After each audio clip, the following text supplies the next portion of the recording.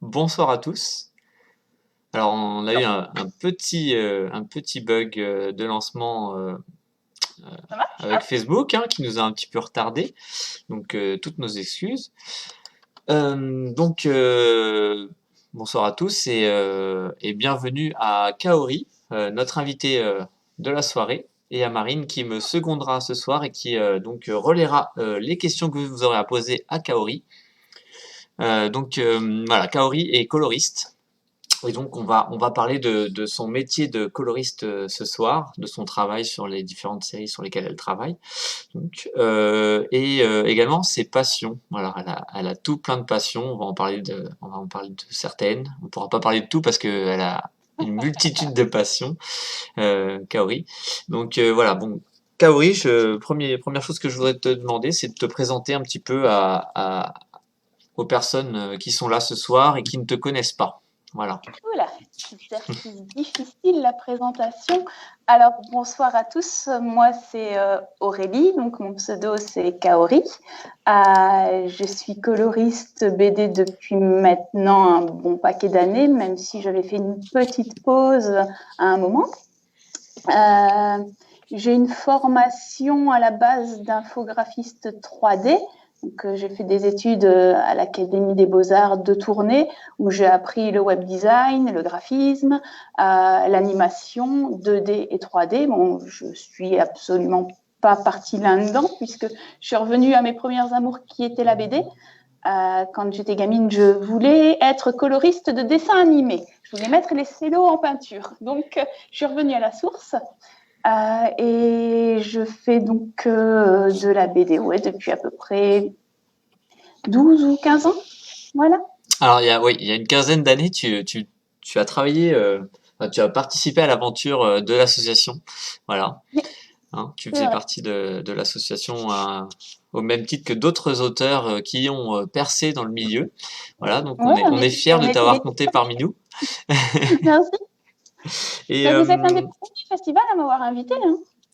voilà, et ben oui, comme quoi, il faut inviter les coloristes aussi, même si on n'en voit pas C'est beaucoup. vrai. C'est comme les scénaristes, on n'en voit pas des masses en festival, mais c'est important. Ce sont des métiers Ouais. essentiels pour ce que vous avez entre les mains, quoi. Les livres que vous trouvez en librairie, il n'y a pas que le dessinateur. Donc des fois, c'est bien aussi d'avoir les trois. Voilà. Généralement, les coloristes, enfin moi c'est mon cas, savent aussi dessiner, donc je peux faire aussi En des plus, dédicaces c'est ça, sur en les albums. plus. Donc, Mais d'ailleurs, on en reparlera tout à l'heure de ça. ouais. J'ai des questions à ce sujet-là. Et est-ce que tu peux nous expliquer ton pseudo Kaori? Voilà, parce que tu signes Kaori. Ouais. Alors, ce pseudo, je l'ai pris au lycée. J'apprenais le japonais avec mon meilleur ami de l'époque. Malheureusement, j'ai perdu contact avec lui. Et à un moment, il fallait trouver un pseudo. On s'est dit, ouais, tiens, on va t'appeler Kaori parce que tu sens bon. Parce que Kaori en japonais, c'est parfum. Donc, du coup, j'ai traîné ce pseudo pendant un moment. Et puis, j'ai commencé à être publiée sous ce pseudo. Malheureusement, c'est un nom, c'est un prénom. Donc, en japonais, c'est un prénom. Donc, c'est quand on fait une recherche sur Kaori, on tombe sur tout le monde sauf sur moi. Donc, ici, en reprenant la couleur, je me suis dit, il faut que les gens puissent me trouver s'ils veulent s'intéresser à mon travail. Mais en même temps, les gens me connaissent sous le pseudo Kaori. Donc, qu'est-ce que je fais? Donc, j'ai décidé de mixer mon prénom, l'initiale de mon nom de famille, parce qu'il n'est pas très vendeur, avec le pseudo Kaori. Voilà. D'accord.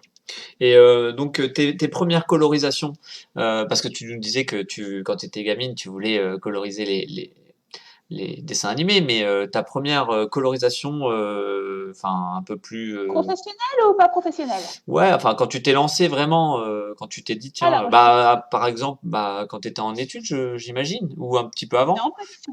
Pas même du tout. pas? En fait, non, même pas. En fait, quand j'ai commencé mes études, j'avais hésité. Dans l'académie où j'étais, il y avait une session BD et il y avait une session 3D.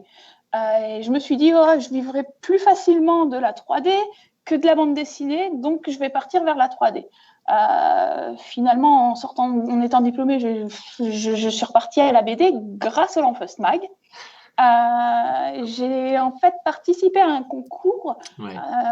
Barbara Canepa et Alessandro Barucci avaient mis leur planche en noir et blanc parce qu'ils étaient à la Skydol. bourre. Voilà, Skydol. Et le MAG a lancé un concours où il fallait mettre une des planches du mois passé en couleur et leur envoyer au studio. Et puis le mois d'après, ils annonceraient 5 gagnants. Et donc je me suis dit, oh, j'ai toujours aimé la couleur, j'adore Skydol, je vais tenter. J'ai tenté, mon compagnon a tenté également.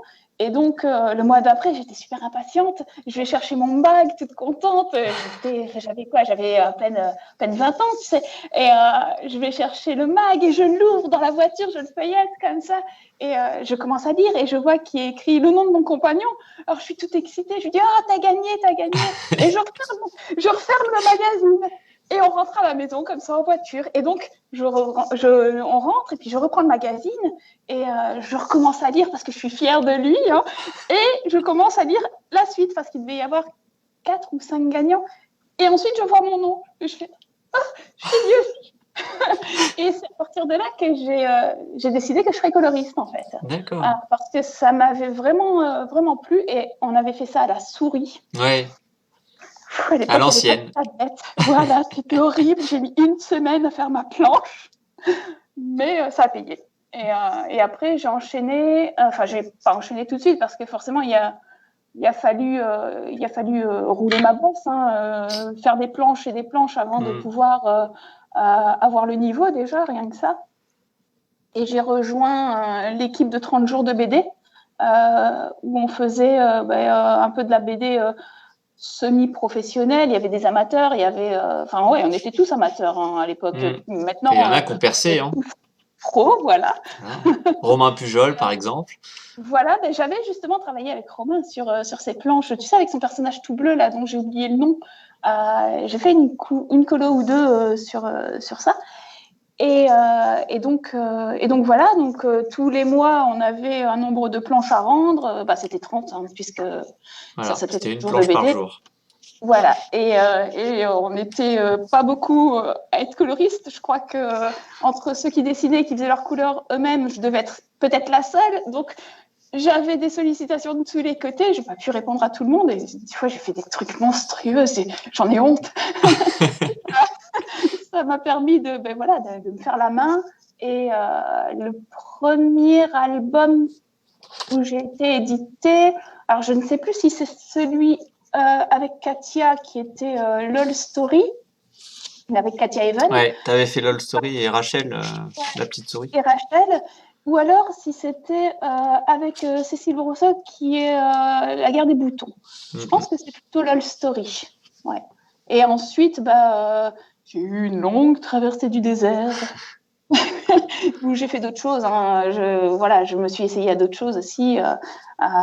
Et puis, depuis 2 ans et demi, je suis repartie dans la colo avec les éditions Draco. C'est Christophe Arleston qui est venu me chercher. Alors, quand c'est Christophe qui vient te chercher, c'est ça. Quand c'est ton idole.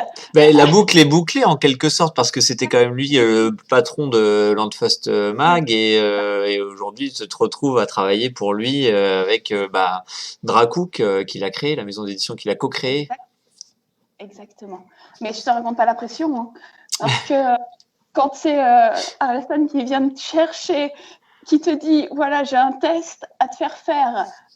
Si c'est OK, tu rejoins la maison d'édition. Tu dis waouh, si je veux voir, je peux tout arrêter. Et quand j'ai fini ma planche, donc c'était la première de Dragon et Poison, c'était le truc, quand je l'ai vu arriver, je me suis dit mais c'est un piège, c'est pas possible. La planche, elle était monstrueuse.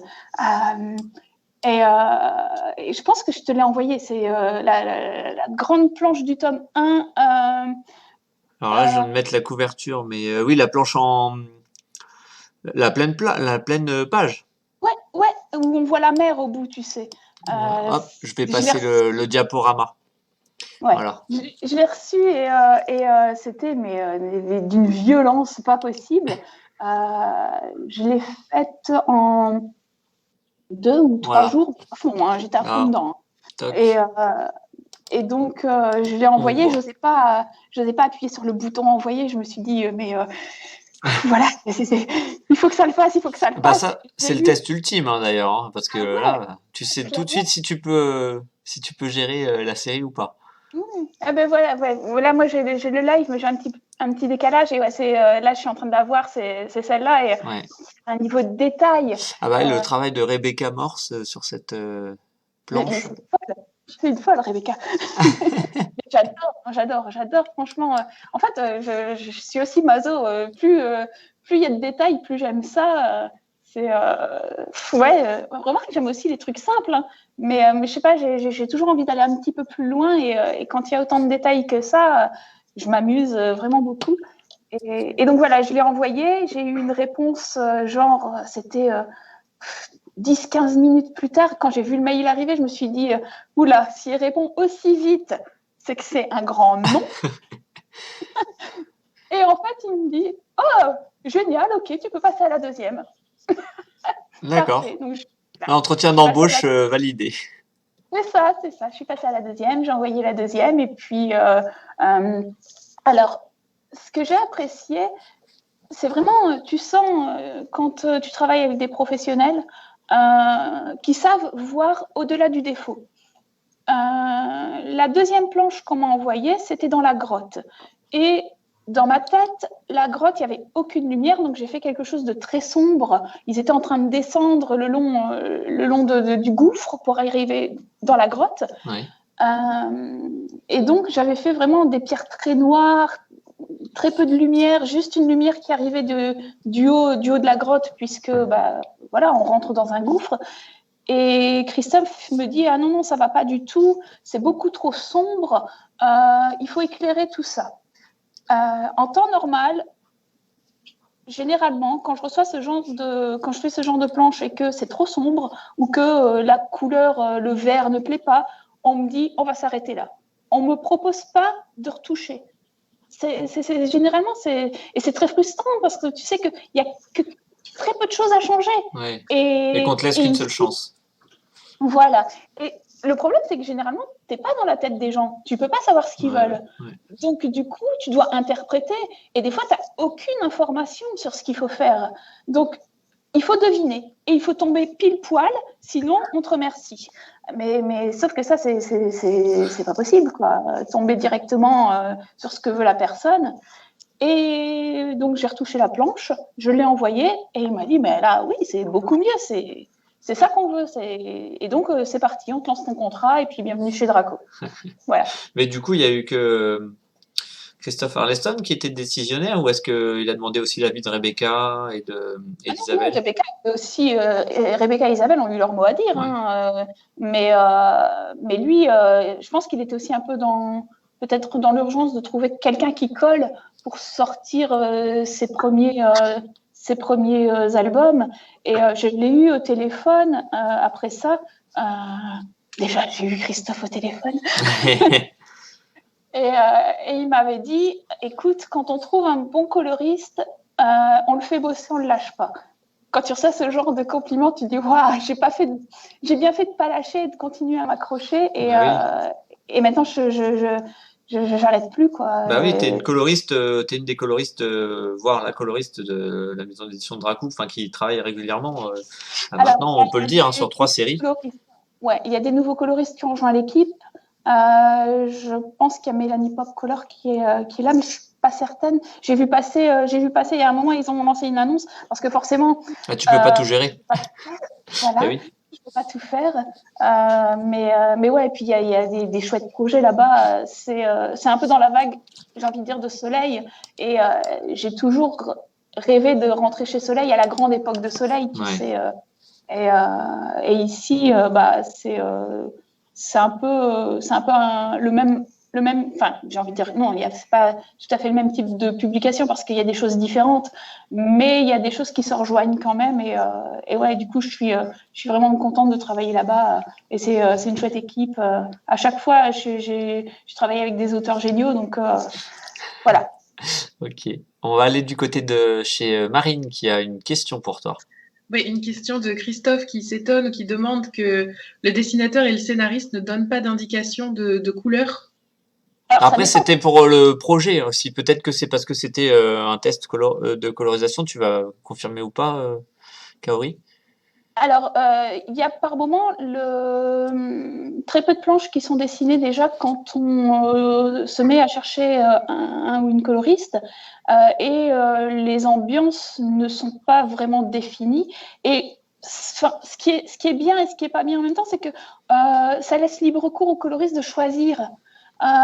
Mais parfois, c'est compliqué parce que, comme je dis, on n'est pas dans la tête des gens et il y a certains dessinateurs qui ont du mal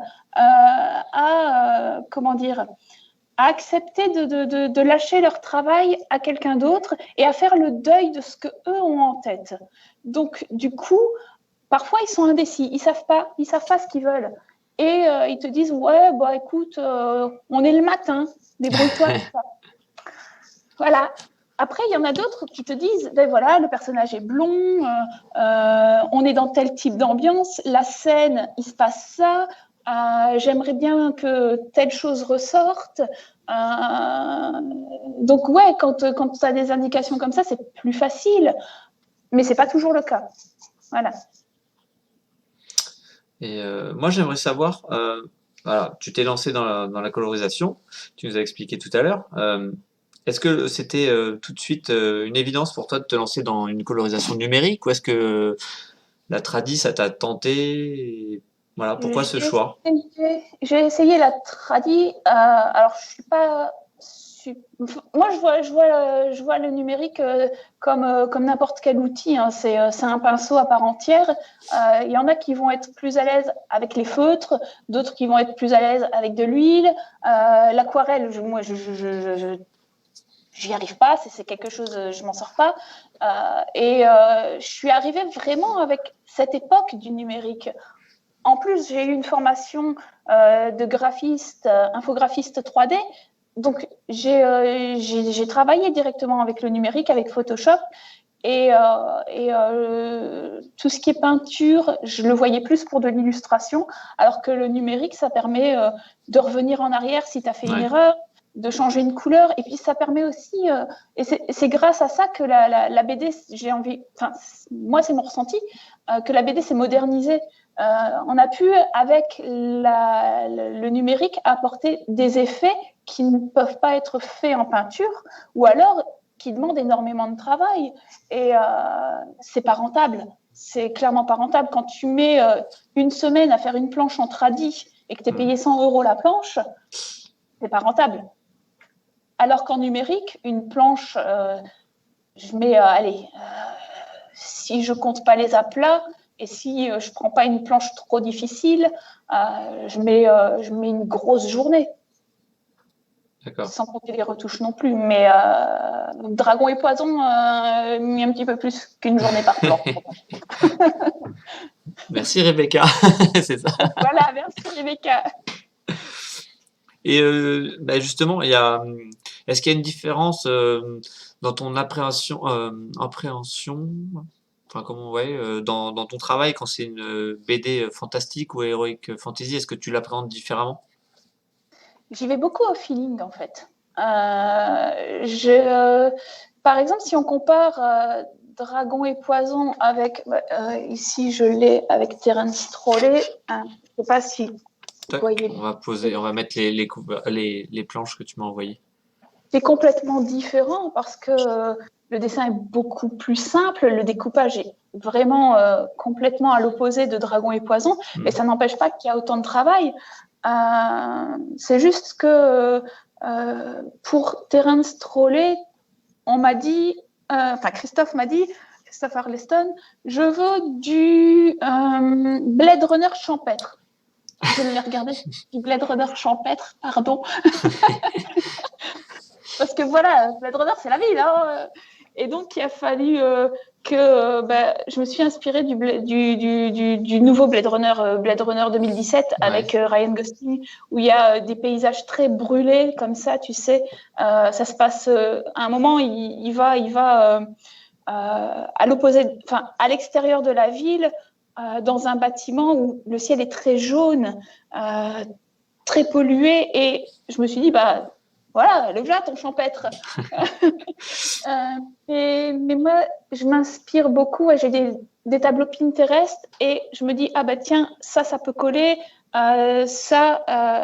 Voilà, voilà comment je travaille. Je cherche d'abord l'inspiration via des illustrations. Je me pose la question de quel univers c'est, et en fonction de cet univers, qu'est-ce qui peut coller. Sur Terence Trolley, pour les images de ville aussi, notamment, j'ai été chercher des images de Cantina de Star Wars. Parce que tu as des néons, tu as ce côté vieillot, mais tu as aussi ce côté moderne, avec la lumière, avec la technologie. Et donc, pour les extérieurs, Terence Trolley, c'était ça, c'était Blade Runner. Et plus pour les intérieurs et la ville, c'était un mélange de décors Star Wars, de Cantina, et puis d'autres choses que j'ai trouvées, des maquettes aussi que je trouve au fur et à mesure que je cherche sur Pinterest. Je trouve une photo qui m'amène à une autre photo. Je me dis, ah, ça peut être sympa. Et voilà, je fais un petit melting pot comme ça, de plein de choses qui m'inspirent. Et tu mets à ta sauce. Voilà, et je le fais à ma sauce, exactement. D'accord. Et la troisième série sur laquelle tu travailles, c'est alors avec Dominique Latil au scénario, donc c'est encore un des larrons, on va dire, de l'équipe du Landfest Mag. Oui, Voilà, je donc lisais ça doit être Moana. encore quelque chose de super pour toi, parce que même pour Terence Trolley, c'était, je t'ai entendu, hein, c'était Serge Letendre, scénariste voilà, j'ai perdu le nom De la avec quête de l'oiseau du Régis temps. Loisel. De Oui, l'oiseau la du quête de temps. l'oiseau du temps. La quête de l'oiseau du temps, voilà. Donc c'était, enfin voilà, tu réalises des rêves en fait, en quelque sorte, C'est en travaillant avec ces ça, personnes-là. tu sais. Mais oui, t'as Christophe qui me dit, écoute, je vais te faire un test, c'est Serge Le Tendre scénario, heureusement que j'étais assise. Et donc, direct, je balance ça à ma pote sur Twitter. Je lui dis, oh, tu ne diras jamais avec qui je vais peut-être travailler. Et elle me dit, elle m'envoie un smiley comme ça avec des gros yeux, genre non, t'es sérieuse? Parce qu'elle, elle est graphiste chez Dupuis. Elle met en page les mangas. D'accord. Et du coup, elle a aussi cette culture BD. Et donc, quand je lui ai dit, voilà, Forcément. Serge Le Tendre, on était toutes les deux comme des gamines, C'est quoi. ça. Les groupies. Oui, oui, tout à fait. Ouais, et puis là, sur Téléportation, alors, Romain, c'est sa première BD. Lui, il est issu du dessin animé à la base. Et il a des planches magnifiques. Hein. Il travaille dans les détails. Il a ce côté industriel, urbain, qui est vraiment sympa. Et ces planches, elles sont compliquées, mais en même temps, elles sont faciles à travailler parce que il pose déjà des ombrages. Alors, c'est un avantage et c'est un inconvénient. C'est un avantage dans le sens où j'ai pas trop à me poser de questions sur d'où vient ma lumière. Mais c'est aussi un inconvénient parce que du coup, comme il a des ancrages très noirs, il faut pouvoir réussir à donner de la profondeur. Et ça, je peux le faire qu'en colorant ces traits. En donnant de la profondeur de champ, en colorant les noirs. Alors, on en a discuté parce qu'il ne veut pas que je colore tout, et c'est logique, parce que c'est aussi ce qui donne de la force à son dessin. Mais il faut trouver un juste milieu, un équilibre pour pouvoir justement sortir de ce côté très comics, où on met des grands aplats noirs pour faire des ombres, pour pouvoir rester justement dans le style européen aussi. Et je pense qu'on a trouvé un bon équilibre. Et là, j'ai reçu l'album il n'y a pas très longtemps, puisqu'il vient de sortir. Et je trouve qu'il est super bien équilibré. Et ouais, désolée, hein, je me jette des fleurs, mais on s'en est bien sorti. D'ailleurs, tu me disais en off que il t'avait félicité pour ton travail, il me semble. Ouais, parce qu'il m'a dit qu'il trouvait que les coloristes n'étaient pas assez mis en avant et qu'il reconnaissait toute l'ampleur de mon travail et toute la plus-value que ça pouvait apporter à son dessin. Et il tenait à me remercier parce que justement, voilà, on n'en parle pas assez. Voilà, justement, ouais, on voulait en discuter ce soir des conditions en fait, enfin comment sont perçus les coloristes. Donc voilà, tu disais tout à l'heure, pas ou peu d'invitations au festival, les interviews assez peu. Bon là, ce soir, tu y as droit. Tu as eu droit aussi avec ton éditeur. Voilà, tu as eu un live. Ouais. Euh, et puis les droits d'auteur. Alors si je ne dis pas de bêtises, sur les couvertures, on ne voit généralement que le scénariste et le dessinateur, à de rares exceptions, et on l'explique par le fait que si les coloristes sont sur la couverture, ils auront droit aux droits d'auteur, chose qui Ouais. est logique à la base, mais voilà, c'est le problème. Alors peux-tu nous en parler un petit peu? Alors ouais, moi on m'a toujours dit, alors est-ce que c'est vrai ou est-ce que c'est une excuse? Ça, je peux pas le confirmer parce que je ne suis pas éditeur, donc je ne sais pas. On m'a toujours dit, ouais, on peut pas mettre les coloristes sur la couverture parce qu'à partir du moment où on les met sur la couverture, ils sont considérés comme auteurs et on doit leur verser des droits. Mais vous Donc êtes des auteurs, malgré tout. voilà, c'est Sans ça, couleur, il c'est n'y a pas qu'on d'album. est on est des auteurs, mais des demi-auteurs. On a, en tant que statut professionnel, on cotise aux mêmes endroits que les auteurs. On est d'ailleurs déclaré sur le même régime fiscal, puisqu'on est des auteurs. On est crédité en tant qu'auteur à l'intérieur de l'album, mais sur la couverture, on n'est pas là. Et sur les plateformes de vente ou même sur les sites de certains éditeurs, on disparaît, on n'est pas là, on n'existe pas. Alors que nous, quand on rédige nos chroniques, on a toujours besoin d'informations vis-à-vis des auteurs. Et c'est vrai qu'on galère, on a quasiment des fiches coloristes avec aucune référence à l'intérieur, enfin pas de biographie ni rien. C'est dommage. Et le problème, c'est que la couleur, elle est, j'ai envie de dire, presque aussi importante à l'heure actuelle que le dessin ou que le scénario. C'est un tout, en fait. On apporte une ambiance, on apporte notre propre personnalité. Une mauvaise couleur, elle peut ruiner un album. Comme une bonne couleur, elle peut... tu sais, c'est comme le dessin, de toute manière. Une fois que tu passes dans la librairie, le truc qui va t'accrocher à l'œil, c'est déjà la couverture, le dessin. Mais si la couleur est dégueulasse, le dessin a beau être magnifique, Ouais. tu vas te dire, c'est quoi cette couleur cacadois sur la couverture? J'en veux pas. Enfin voilà, voilà, on est considéré comme auteur, mais à demi-mesure. Donc on est payé au forfait. C'est-à-dire que sur un album, on a ça en fonction des maisons d'édition, hein, mais on va dire 100 € la planche en général. Alors, il y a des maisons d'édition qui payent beaucoup moins. Mais ici, en général, je suis aux alentours de 100 € la planche. Mais je n'ai pas de droit d'auteur derrière. C'est que, par exemple, si demain, je travaille sur une série qui est publiée... qui cartonne, qui est publié à 1 million d'exemplaires comme Titeuf, je toucherai rien de plus. Quand il y a une réédition, je n'ai pas de droit dessus ou je ne reçois même pas d'exemplaires supplémentaires. Imaginons que demain,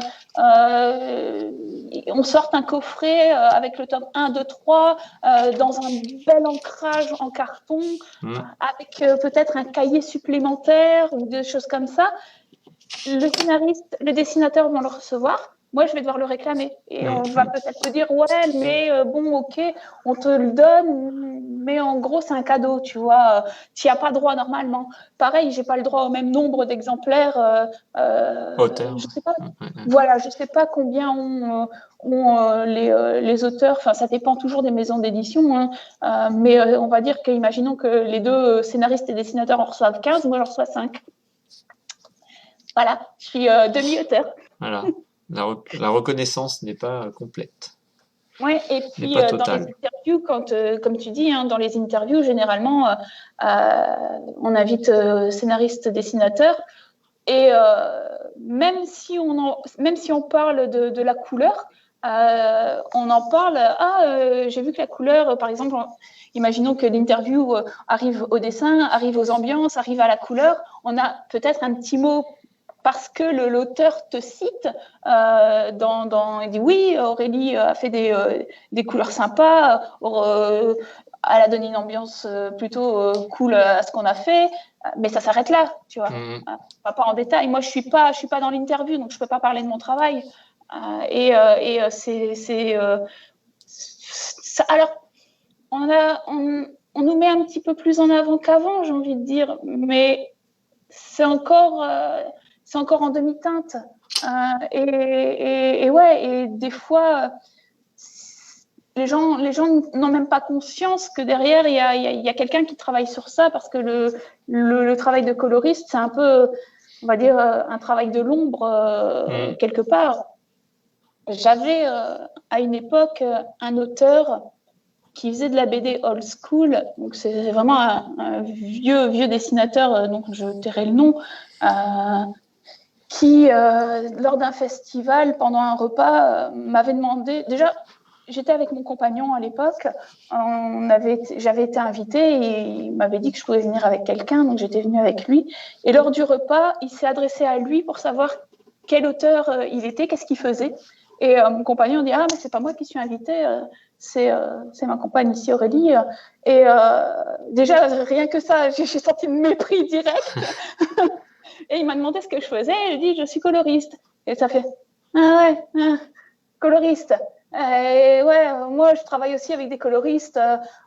Et on a commencé à parler de couleurs un petit peu. Il était très fermé, pas agressif, mais limite, ouais, j'avais rien à faire là, quoi.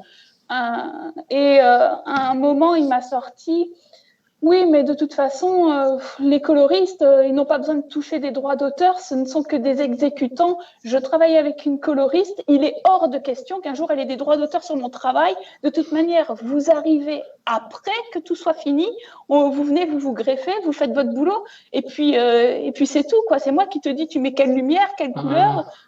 Alors que non, maintenant, c'est plus comme ça. J'avais envie de lui dire… À l'époque, j'étais jeune et j'avais pas de répartie. Mais actuellement, je lui dirais, mais mec, va dans une librairie, ouvre un album actuel, tu verras que la couleur, c'est plus comme ça. Alors, il y a peut-être encore des albums qui se font juste en aplat, mais c'est une minorité. Maintenant, la couleur, elle a une part tellement importante dans la bande dessinée tenir ce genre de discours, c'est vraiment ne plus avoir mis les pieds dans une librairie, dans une bibliothèque, ou ne pas s'intéresser au travail des autres depuis des lustres, quoi. Et je trouve ça tellement sa réponse était tellement agressive et tellement fermée que c'en était presque pathétique, quoi. Voilà, la petite anecdote négative. Allez, ne parlons plus des choses qui fâchent. Il y a Marine qui a une question pour toi. Ouais, on peut repartir sur des questions plus techniques. Cette question-là, d'ailleurs, de couleur, ça a fait réagir pas mal, hein, sur le fait que c'est un travail et que c'est aberrant que les coloristes soient pas plus mis en avant, et que c'est fou d'entendre des choses comme ça. Et donc j'ai plusieurs messages là-dessus, mais j'avais une question plus technique sur comment tu gères les cases vides avec juste les personnages. Genre page 10, 41 ou 47. Donc, je les ai pas sous les yeux, donc je ne fais que De quel album 10, 41 ou 47 de téléportation, par exemple. La dernière phrase de la page 10 est un bon exemple. Lors de la téléportation de Lubia, et le reste est uniquement de la couleur. Je vais la voir, hein, que je me la remette. Donc, page 10. Ah ouais, alors, en fait, j'en ai pas souvent des comme ça. Tu peux nous la montrer ou pas? Ouais. Je sais pas si vous la voyez bien. D'accord, ouais. C'est vrai que généralement, c'est plus, quand les cases sont vides, c'est plus des gros plans. Ici, quand je l'ai vu arriver, je me suis un peu posé la question. J'ai dû chercher, hein. J'ai testé, je me suis dit, c'est une téléportation, il faut que ça soit quelque chose de simple, Romain a rien dessiné, j'ai pas à dessiner quelque chose derrière. Donc, j'ai réfléchi, j'ai été chercher des textures, j'ai testé ce qui collait le mieux. J'avais une texture comme ça qu'on peut voir de petites spotlights comme ça, que je suis venue coller au-dessus avec un dégradé. Et ça collait. Je me suis dit, mais c'est bien parce que ça donne un petit effet lumière qui scintille et du coup, chose qui disparaît. Et parfois, c'est plus compliqué parce que, ouais, on te demande de redessiner. Je me souviens d'un album, je pense que c'était La guerre des boutons, où Cécile avait dessiné des arbres. Enfin, elle avait dessiné les personnages, elle avait dessiné les arbres, mais grossièrement, tu sais, elle avait fait des petites vagues comme ça pour faire un buisson.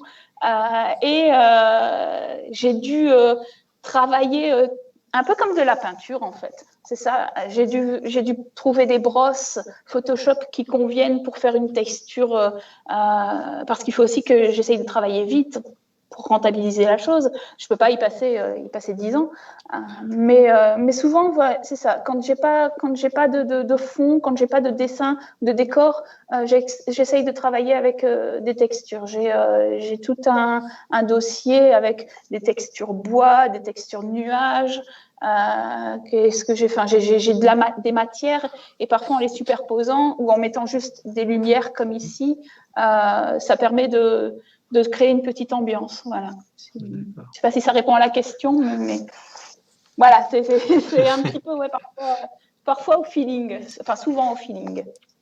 Alors, toi, tu es coloriste, mais tu es également dessinatrice, tu en parlais tout à l'heure. Est-ce que tu n'as pas envie de dessiner ton propre album? Et c'est oui, dans quel style voilà, Alors, c'est vrai que je dessine. Bon, maintenant, ça fait longtemps que je n'ai pas touché un crayon parce que je n'ai plus le temps. Je me sens pas, comment dire, je me sens pas à l'aise avec le fait de travailler sur un album complet en mon nom parce que j'ai pas l'impression d'avoir les chevilles pour déjà de le mener à terme. Parce que, enfin, voilà, le découpage, la scénarisation, c'est un métier, c'est quelque chose. J'ai pas ce feeling. Par contre, j'ai récemment, enfin, je t'ai envoyé des liens vers des artistes qui m'inspirent en ce moment. Oui, on peut en parler là. Alba BG, par exemple. Ouais, Alba BG qui travaille beaucoup à la gouache. Enfin, elle travaille au numérique, elle travaille aussi à l'aquarelle, mais elle fait des aplats comme ça sur des dessins relativement simples, sans trop de plans. Parce que par exemple, tu vois, je suis pas capable de faire du dessin comme Rebecca fait. C'est pas possible. J'aimerais beaucoup, mais je n'ai pas les capacités. Après, chacun son style. Hein. Voilà, tout à fait. Et il y a aussi Sibylline que je t'avais envoyée, voilà, qui fait des choses aussi en aplat comme ça à la gouache. Et c'est le genre de choses que je travaillais quand j'étais à l'école. J'aimais beaucoup faire du très simple et venir mettre un aplat de gouache avec quelques ombres par-ci, par-là. Du coup, en les découvrant toutes les deux, je me suis dit, hey, mais c'est un peu ce que je faisais à l'époque où j'étais à l'école. J'ai pas besoin finalement de savoir dessiner comme une warrior pour sortir quelque chose de correct. Et en plus, j'ai eu entre les mains ici, j'ai acheté récemment, j'ai pas encore eu la possibilité de le lire, j'ai acheté Radium Girl de Si. Ouais. Et c'est pareil. Enfin, Si, elle a un style très simple, très graphique. C'est pareil, de la texture crayon très travaillée. Et ça fonctionne. Et alors, je me dis, j'ai une petite idée en tête de peut-être travailler sur un projet d'album de ce genre. Mais je connais, hein, je commence plein de trucs, je finirai pas. Il y avait Stéphane. Il y avait aussi Stéphane. Ouais, ça c'est plus pour la couleur en fait que je te l'ai filé, mais c'est pas grave. Je vais juste finir avec ces deux-là et puis après on peut parler de lui si tu veux. Donc voilà, je me dis, j'ai une petite idée d'une histoire que j'aimerais écrire et peut-être le travailler de manière plus simple avec peut-être juste 4 cases. Un peu comme fait Laurel. Tu sais, quand Laurel dessine, elle fait souvent des strips de 4 cases comme ça, avec son propre style, forcément. Mais je me dis que voilà, il y a peut-être moyen que je parte sur quelque chose qui qui soit travaillé à la gouache, parce que j'adore travailler à la gouache. Et ouais, j'ai pas besoin d'essayer de monter des marches que je ne saurais pas atteindre. Et je pense qu'un compromis comme ça pourrait être intéressant, mais encore une fois, il faut trouver le temps. Parce que une BD, ça se monte pas en 2 semaines. Surtout avec ton planning chargé. Oui. On va en parler aussi tout à l'heure, hein, parce que tu as j'ai juste le temps de dormir. Voilà, juste le temps de dormir et de manger un peu, c'est important. Mais oui, donc voilà, j'ai beaucoup de projets que j'ai envie de mener à terme, mais je manque de temps. Et donc, pour en revenir à Stephen, justement. Stephen, alors j'ai un accent en anglais. Brain, c'est ça. Attends. J'aurais dit Barn. Barn, ouais, c'est ça. J'ai du mal aussi avec la prononciation. Oui, on nous en voudra pas. Pour lui. Ah oui, qu'il nous en veuille pas. Je ne sais absolument pas comment prononcer son nom. En fait, je l'ai découvert via Instagram il y a quelques mois de ça, et je trouve qu'il fait de la couleur vraiment moderne. Tu sais, c'est du comics, et il a une manière de travailler sa lumière, et notamment sur Spider-Man, qui est très frais, très, très jeune, très, très dynamique comme ça. Et c'est quelque chose qui m'inspire, et j'aimerais bien pouvoir arriver à ce niveau de détail, à ce genre d'ambiance. Ouais, je trouve qu'il y a quelque chose de vraiment intéressant dans sa manière de travailler. C'est frais, voilà, je ne trouve pas d'autres mots. Quand tu prends les comics, de manière générale, je suis très peu attirée par les comics. Parce que, voilà, ta comics, c'est comics. Hein. Les vieux comics en aplat, imprimés avec les 4 couches CMJN, où tu vois les points d'impression. Ça, on en voit beaucoup. Et je sais que le comics s'est modernisé, mais c'est pas quelque chose vers lequel j'irai de moi-même. Et en découvrant son travail, je me suis dit, mais ouais, c'est du comics, mais enrichi parce qu'il a vraiment une manière de travailler qui moi me plaît beaucoup. Voilà, je vois pas quoi dire d'autre sur ça. Ce que je te propose, c'est qu'on referme la page bande dessinée et qu'on se dirige vers la seconde partie du live avec tes passions. Alors, déjà, la passion, je voulais savoir d'où t'es venue l'idée de créer des objets, parce que tu crées des objets en fait liés à des séries BD ou télé. Enfin voilà. Donc on va citer Game of Thrones. Tu avais créé les œufs des dragons. Tu fais des boucliers vikings. On en voit un derrière toi, en arrière-plan. De toute façon, on va montrer tout ça. Tu fais du cosplay aussi. Donc tu as eu le plaisir de jouer le rôle de Lagertha et de rencontrer Rollo. Voilà. Ça devait être un grand moment. Ah oui. Ça, c'était un grand moment parce que, en fait, c'était il y a 4 ans. C'est arrivé dans une période de ma vie où j'avais perdu toute envie de créer. J'avais baissé les bras. C'était pas facile pour moi.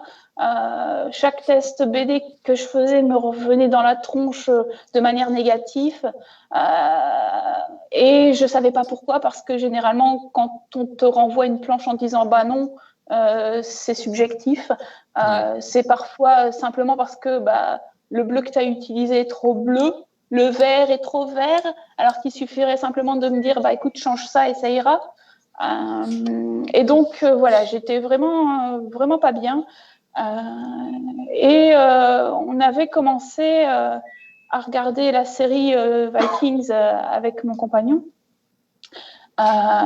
Et je me suis tout de suite attachée au personnage de Lagertha, parce que c'est un personnage qui est très fort. Et quand tu vas pas bien et que tu t'accroches à un personnage comme ça qui te tire vers le haut, je voulais vraiment lui ressembler. Je me disais, mais elle a tellement de force en elle, je voudrais être comme ça.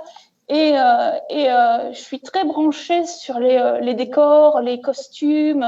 Quand je regarde un film, je regarde les arrière-plans, je regarde les textures, les décors qui ont été moulés, qui ont été travaillés. Parce que j'aurais bien aimé aussi travailler pour tout ce qui est costumes dans le cinéma ou décors de cinéma ou prothèses ou ce genre de choses, encore dans le créatif. Hein. Et donc, je m'arrête beaucoup à ce genre de détails. Et je me suis dit, mais son costume dans la saison 3, il est génial, il faut que je le fasse. Et donc, ça m'a donné l'envie de recréer. Cette série m'a donné l'envie de recréer quelque chose. Et je me suis mis à faire le costume parce qu'en plus, il y avait un festival, pas loin de chez moi, il y a un festival médiéval qui a lieu tous les 2 ans. Et cette année-là, justement, le thème, c'était les Vikings. Et je me suis dit, ça colle bien, je vais faire le costume de Lagertha, je vais y aller comme ça, je vais m'amuser, ça va me permettre de me remettre dans le bain, de me faire plaisir. Et voilà. Et donc, j'avais fait à peu près la moitié du costume quand le festival a annoncé que Clive Standen, Rollo serait la guest, la tête d'affiche du festival, le guest, pardon. Et donc, j'ai pris forcément en photoshoot avec, et séance de signature. Et il y avait un concours cosplay, et je m'y suis inscrite. C'était la première fois. J'avais jamais fait ça. J'en avais fait un, mais c'était dans un petit festival de poupées où on était entre copines, tu sais. Donc, là, je me dis, allez, je me lance, même si j'ai le trouillomètre à 100%, j'y vais. Donc, je rencontre le samedi matin, donc je vais à la séance dédicace et j'ai tout un entretien avec Clive parce que forcément, il m'a repéré dans la file. Hein. J'étais la seule habillée en Lagertha avec un bouclier et donc on avait un petit peu discuté et c'était super sympa. Et le lendemain, on avait le concours cosplay. On n'était pas beaucoup, on était une petite dizaine. Et c'était dans un amphithéâtre. Lui, il était tout en bas. Il y avait la séance de questions-réponses juste avant. Donc, il répondait aux questions des gens. Et moi, je n'y ai pas assisté parce que je parle très mal anglais. Donc, être 1h30 là-dedans à ne comprendre que la moitié de ce qui se raconte, je me suis dit, non, tant pis, j'y vais pas. Je l'ai vu la veille. Je l'ai vu aussi dans la journée, donc je vais simplement au concours cosplay. Donc il était dans l'amphi, tout en bas sur la scène, et toi tu rentres, mais tout en haut, comme dans un amphi, quoi, forcément. Et je passe la porte, et comme l'amphi est plein, je reste en haut, je reste à côté de cette porte, et je le vois qui se retourne comme ça et qui regarde en haut et qui ne lâche plus la porte du regard. Et donc, la séance questions-réponses se termine. Tout le monde sort. Les gens du cosplay, les gens qui viennent voir s'installent. Je me mets tout en bas parce que on avait des places réservées pour les participants. Et lui, il faisait partie du jury, en fait. Et donc, on fait notre prestation, hein, chacun notre tour. On retourne s'asseoir. Le jury délibère. Ils annoncent les vainqueurs à partir du 3e jusqu'au 1er. Et j'ai fini première. Donc, franchement, j'y croyais pas. Enfin, ça fait quand même le 2e concours dont tu parles ce soir que tu as gagné. Hein. Oui, c'est vrai. Mais je ne parle pas de ce que j'ai raté. C'est peut-être ça. Donc voilà, la petite histoire, c'est aussi que comme je manquais de confiance en moi à cette époque-là, toute petite victoire était bonne à prendre. Donc ils ont délibéré et ils ont annoncé les résultats. Et ensuite, on est allé, les 3 premiers ont eu un meet and greet avec lui pendant 30 minutes. Alors, forcément, quand tu gagnes ce genre de choses avec un guest comme lui, t'es content. Mais c'est surtout, moi, ce qu'il m'a dit qui était un peu ma victoire. Alors, ceux qui suivent et qui ont peut-être lu ce que j'ai déjà écrit vont dire que je radote. Mais voilà, après le meet and greet, on a un petit peu discuté tous ensemble avec lui. Et pendant quelques minutes, on a discuté de mon costume et il m'a dit je t'ai vu entrer dans l'amphithéâtre et je ne pouvais plus détourner le regard tellement j'ai cru que Catherine Winnick venait d'entrer dans la salle. Et donc, pour moi, il était hors de question que le premier prix aille à quelqu'un d'autre. Et c'est moi qui t'ai choisi. Donc déjà, rien que ça. Et il me dit, en plus, si Catherine avait été là, donc Catherine Winnick, c'est l'actrice qui joue Lagertha. Oui. Si Catherine Winnick avait été là, elle serait tellement fière que tu portes son costume. Et si les équipes qui travaillent sur la série voyaient le niveau de détail que tu as mis dans ton travail, ils pourraient être que fiers de ça. Et moi, je suis fière de toi, il m'a dit comme ça, parce que ce que tu as fait, c'est vraiment incroyable.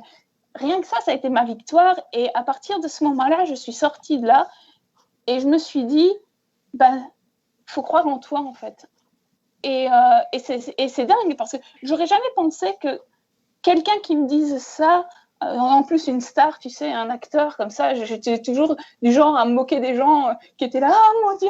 Enfin, moi, je fais pas ça, je suis pas fangirl comme ça.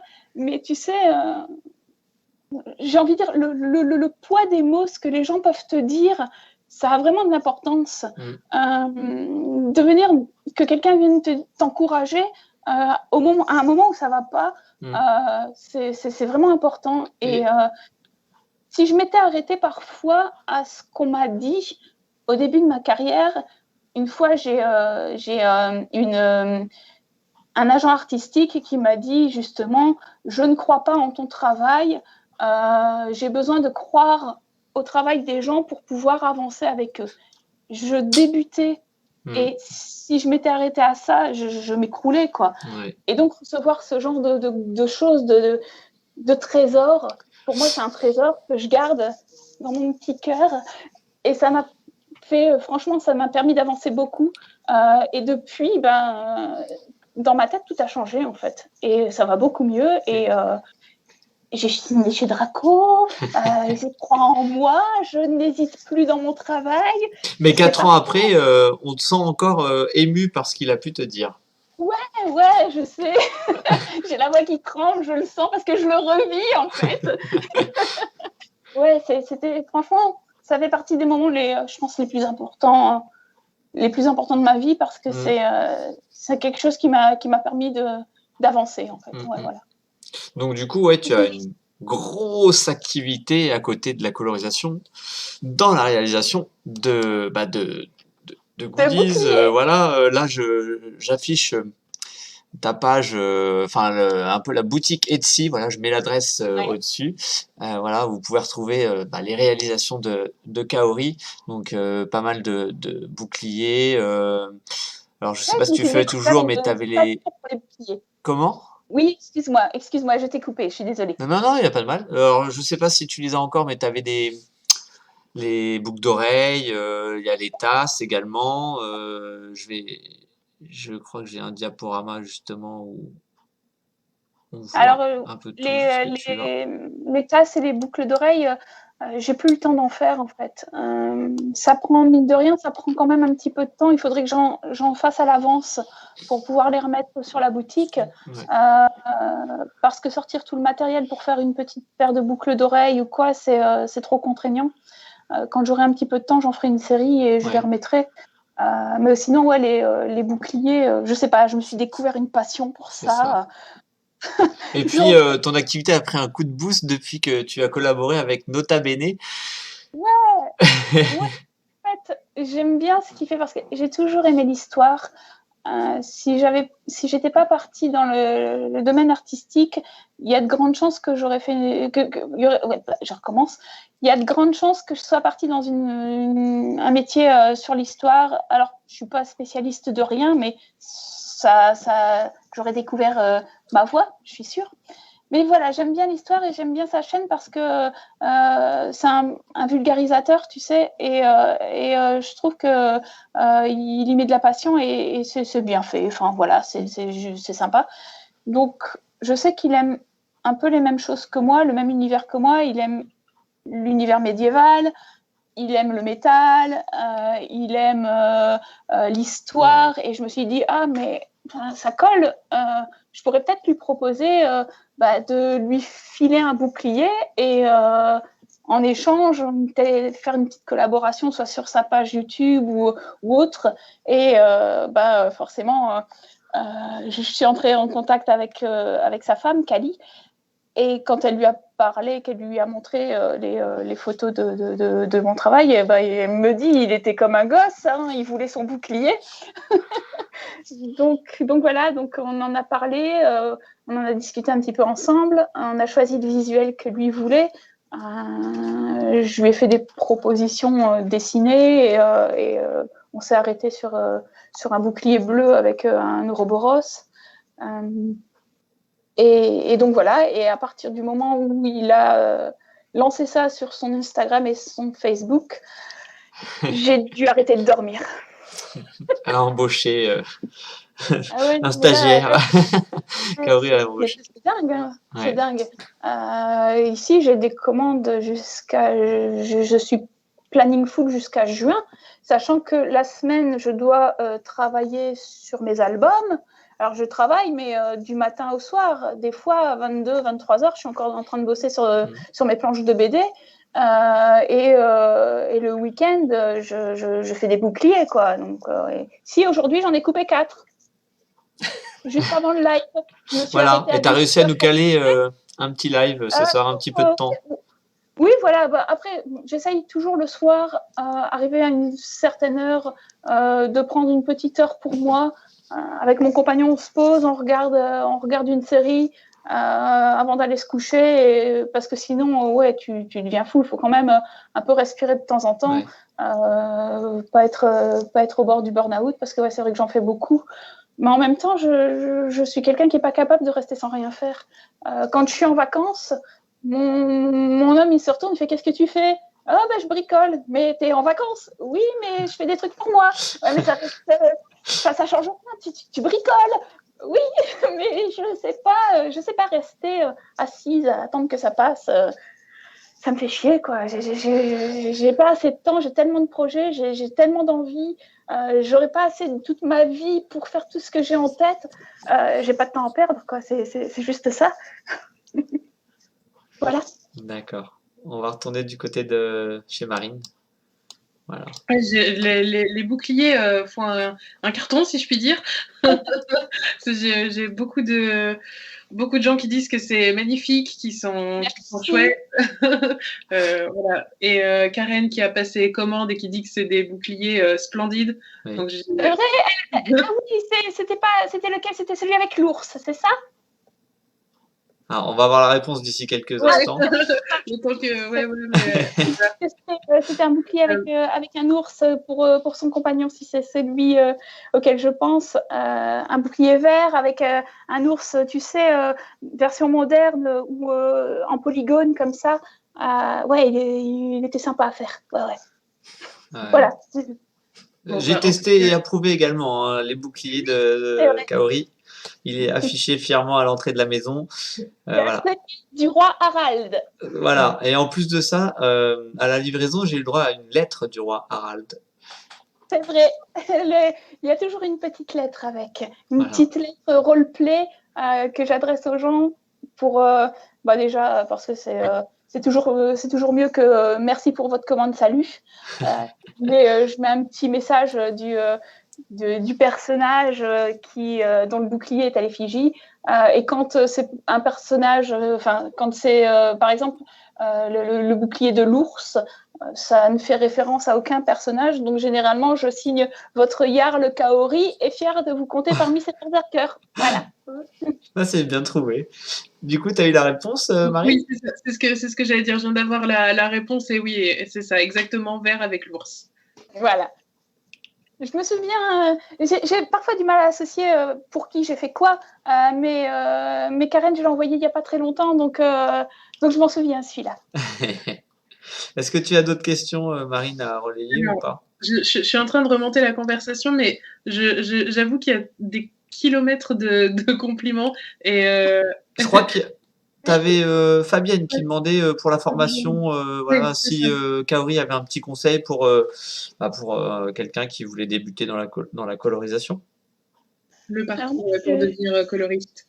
moi, je suis autodidacte. Je pense qu'il n'y a pas forcément besoin d'école pour les métiers artistiques. C'est beaucoup de travail personnel. Forcément, avoir une formation artistique en école d'art, ça t'aide à avoir une sensibilité. Je sais qu'il existe aussi maintenant des écoles de BD, mais je ne sais pas si on travaille la couleur. Le mieux est de s'imprégner, de consommer, de la BD, de voir ce qui se fait, de suivre des auteurs et de se faire la main sur des planches en noir et blanc. On en trouve dans les magazines. À l'époque, dans le Lamfos Mag, on en trouvait, j'en ai scanné des tonnes. Je pense que sur le net, ça peut se trouver. Et même si ce n'est pas des BD, des illustrations. On trouve des illustrations de dessins pour enfants comme des Disney ou des choses comme ça. Ça peut aider à se faire la main, créer une ambiance. C'est pas aussi poussé qu'une bande dessinée, mais il y a moyen de trouver des choses. Après, formation, école d'art ou aussi peut-être formation Photoshop, mais tout ça, tout ce qui est technique, ça va aider, mais c'est aussi à la personne de développer son propre sens artistique. La sensibilité que tu vas mettre dans une planche, tu l'apprendras pas à l'école, tu l'apprendras par toi-même, tu vas découvrir par toi-même. C'est beaucoup ça, en fait, le parcours artistique, le parcours de couleur. Je pense que le dessin, c'est pareil. Hein. Voilà. Et il ne faut pas s'arrêter au premier retour, comme tu nous disais tout à l'heure. Il ne faut pas flancher, lâcher l'affaire. Il faut persévérer. C'est pas facile. Moi, j'ai fait beaucoup de planches qui me sont revenues négatives. Et encore aujourd'hui, hein, je me prends encore des noms pour des conneries. Hein. Des fois, je me dis, mais pourquoi Enfin, voilà. Il faut s'accrocher, mais quand on arrive à ouvrir la porte, on fait ce qu'on aime après. Et puis, alors, c'est pas que du plaisir, hein, je dirais pas. Des fois, tu peux tomber sur un album, tu le fais parce qu'il faut bien payer tes factures. J'en ai fait. Ici, chez Draco, non, heureusement, ils sont tous chouettes. Mais ouais, clairement, des fois, tu prends. En fait, c'est ce que je disais.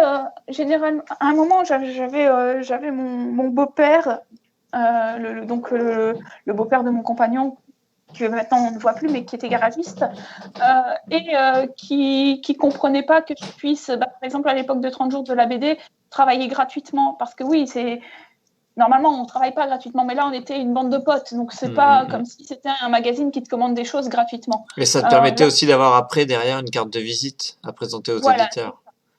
Et donc, il me disait aussi, mais toi, ton boulot, c'est un boulot plaisir. Du coup, entre guillemets, c'était limite, je vois pas pourquoi les gens étaient payés pour faire ça aussi. Il avait un peu ce double discours un peu ambigu. Et je lui ai dit, écoute, toi, t'es garagiste, ta passion, c'est les voitures. Pourtant, si on vient te demander de faire une semaine de vidange, ça va te faire chier. Moi, c'est pareil. C'est pas parce que c'est un métier plaisir que derrière, il n'y a pas des choses qui me font chier à faire et des BD qui me plaisent pas et que je suis obligée de faire tout de même. Donc voilà, ça reste un métier, tu le fais parce que tu aimes ça, mais c'est comme dans n'importe quel métier, il y a des trucs qui font chier. Ouais. Un truc qu'on a oublié d'aborder tout à l'heure, c'est tes projets pour l'année 2021. Alors. À part les boucliers, bien sûr. Ouais, à part les boucliers. Ici, c'est un peu compliqué parce qu'avec le Covid, toutes les publications ont été repoussées d'1 an. Ce qui devait sortir en 2020 est sorti en 2021. Par exemple, Téléportation, je l'ai fait en février-mars 2020, donc juste avant le confinement. Je l'ai fini pendant le confinement. Et il devait sortir au mois de mai, donc on m'avait demandé de le faire dans l'urgence. J'ai fait des nuits blanches dessus pour pouvoir le boucler à temps. Et il est sorti il y a 2 semaines. Voilà. Donc c'est pareil pour Terence Trolley, qui a été bouclé il y a 10 mois de ça et qui est sorti en octobre. Donc comme tout a été repoussé, il n'y a plus vraiment de projets qui sont arrivés entre deux. Et là, je bosse sur téléportation, sur le tome 2 de téléportation. Et après ça, j'ai le carnet qui est vide, alors que ça fait 2 ans et demi, 3 ans que j'ai l'agenda plein. L'agenda plein. Mais je désespère pas parce qu'ici j'ai fait d'autres tests. J'ai un test qui doit arriver chez Jungle, j'ai un test à faire chez Dargo. Alors j'ai toujours quand même cette petite angoisse de retomber dans la vache maigre, c'est-à-dire que y a plus de projets qui arrivent. Heureusement les projets appellent les projets, mais voilà, sachant que j'ai traversé un long moment sans rien, j'ai toujours peur que ça revienne. Même si j'essaye de rester maintenant dans le positif. Donc mes projets pour 2021, c'est voilà, les 2 tests que je suis en train de faire, j'espère que ça va se concrétiser. J'aimerais bien parce que c'est chez Jungle, c'est une suite dans la collection Miss Jungle, donc ça on verra parce que c'est vraiment pas encore fait. Et chez Dupuis, j'ai fait le test, je suis en train de le faire. Là, j'ai commencé ce matin. C'est un projet vraiment super mignon. J'ai vraiment envie de le faire, donc je croise les doigts pour que ça se fasse. Et au-delà de ça, comme toujours, travailler sur les 30 000 projets que j'ai en tête, peut-être écrire mon histoire, finir les custos, parce que je fais de la custo de poupées aussi, finir les custos que j'ai commencé, finir les dessins que j'ai commencé, sortir mes feutres qui commencent à prendre la poussière là-bas dans mon bureau, que j'ai pas touché depuis belle lurette, et puis finir aussi tous les BD, tous les bouquins que j'ai achetés et que j'ai pas eu le temps de lire. Donc je suis passée au livre audio, ça va mieux parce que ça me permet d'avoir mes histoires pendant que je travaille, parce que sinon j'ai plus le temps de lire. J'ai 9 tomes de Echo à lire, j'ai les 2 tomes des culottés, j'ai l'album de Si à lire, Radium Girl. Qu'est-ce que j'ai d'autre? J'ai les 3 d'Antracon de Arleston et Bois communs à terminer. Voilà. Quelques vacances, ça ne me dérangerait pas. Ouais, C'est ça. Bien, quelques vacances. T'as pas le temps de t'ennuyer, en tout cas. Non, c'est sûr. Du coup, on arrive au terme de ce live. J'ai une question sur le tome 2 de téléportation. Ouais. Sur une date. Alors, normalement, c'est pour l'été, je pense. Moi, je dois le boucler en juin. Et de ce qui me semble, il part directement chez l'imprimeur et ce serait imprimé en été. Ah oui, non, c'est ça. Ce serait imprimé en été et sorti à la rentrée. Donc, ça serait certainement octobre, je pense. Voilà. Donc, dans 10 mois, c'est ça, à peu près? Ouais. Octobre? Non, un peu moins. Un peu moins. Dans 7 mois. Ouais. Presque 6, quoi. On est bientôt à la fin d'avril. J'ai fait 7 planches. Non, même pas. Attends, je dis une bêtise. Non. Dans 6 mois. Presque 5. Presque 5. Oui. Je sais plus compter, moi. Faut compter. Faut compter. Octobre, c'est le 10.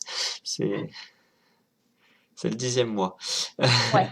Du coup, comme je te disais, on arrive à la fin de ce live et on avait convenu, toi et moi, de rendre hommage à un auteur qui nous a quittés là il y a quelques jours, qu'on a connu justement au festival où on t'avait invité il y a pas loin de 10 ans.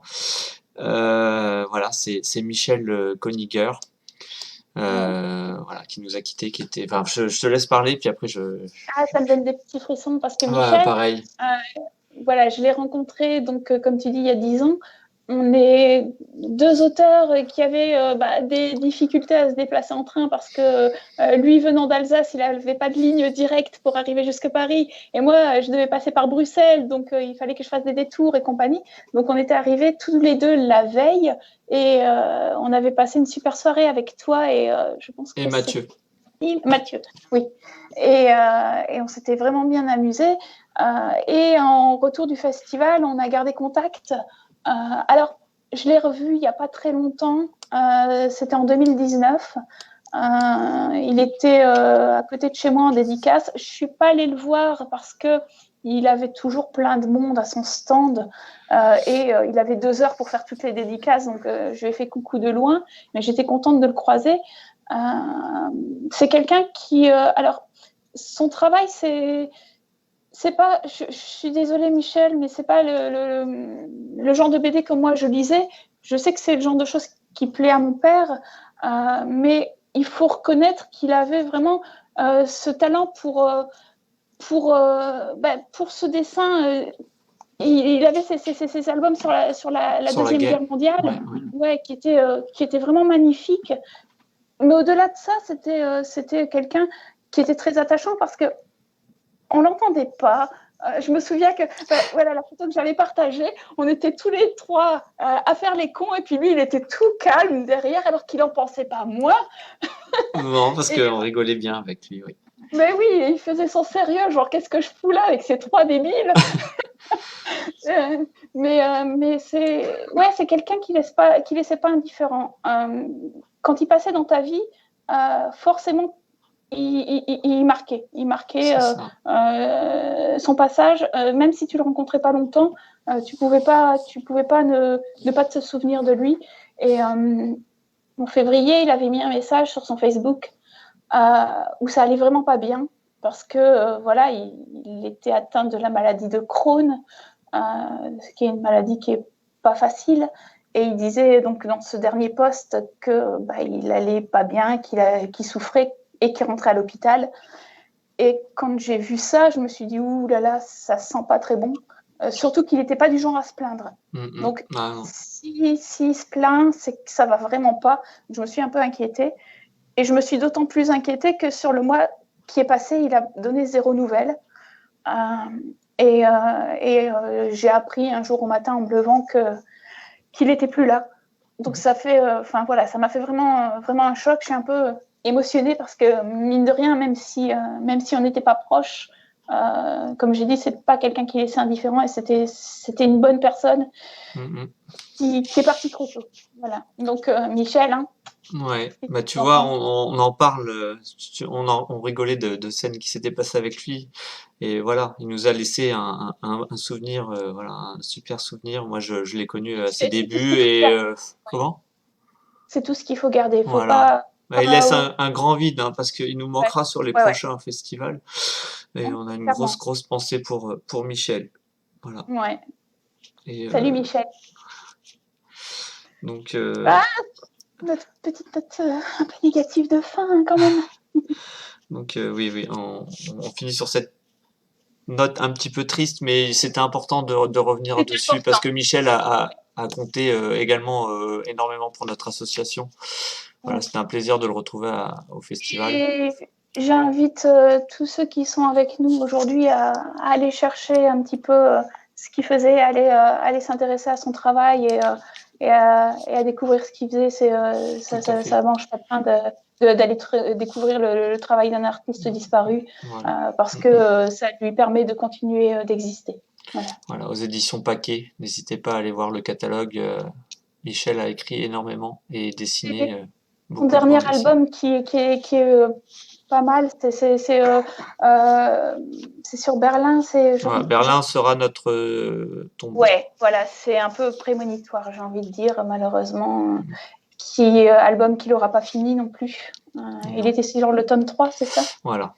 4, sur le dernier tome. Non, je crois que c'était sur 3 tomes et que voilà, c'était le dernier tome. Le dernier n'est pas terminé, ouais. Voilà. Bon, en tout cas, Kaori, merci beaucoup pour la soirée. Merci à toi, merci à la Ribambule, hein, merci Marine, et puis merci à tous ceux qui sont venus et qui m'ont supporté. A priori, il y a eu beaucoup de participation dans les commentaires, donc je t'invite à aller voir faire un tour si tu as le temps. Et puis, merci à vous de nous avoir suivis. Comment? Parlez des coloristes autour de vous. Oui, c'est très important. Et si vous êtes organisateur de festival, n'hésitez pas à inviter des coloristes. Voilà. Eh bien, bonne soirée à tous. À bientôt pour de nouveaux lives. Voilà. La semaine prochaine, live avec Thomas Priou, jeudi soir. Voilà. Ah, cool. Eh bien, bonne soirée et à bientôt. Au revoir Marine. Bonne soirée.